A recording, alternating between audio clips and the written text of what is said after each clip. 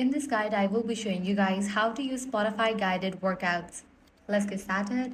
First, launch your Spotify app. Make sure you have already logged into your account. Now click on the search icon given at the bottom. Now in the search box, type in fitness. Select the fitness option from the results.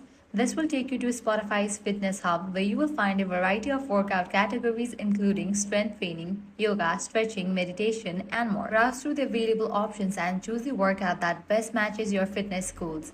When you find a workout you are interested in, tap on it to view details such as the workout duration, type of exercise, and instructor information. Once you are ready to begin, simply tap the play button to start the guided workout. During this session, you can use Spotify's playback controls to pause, resume, skip, or adjust the volume as needed. That's all there is to it. With Spotify guided workouts, you can combine expert-led fitness sessions with your favorite audio experience all in one place. If this guide helped you out, do not forget to like, share, and subscribe.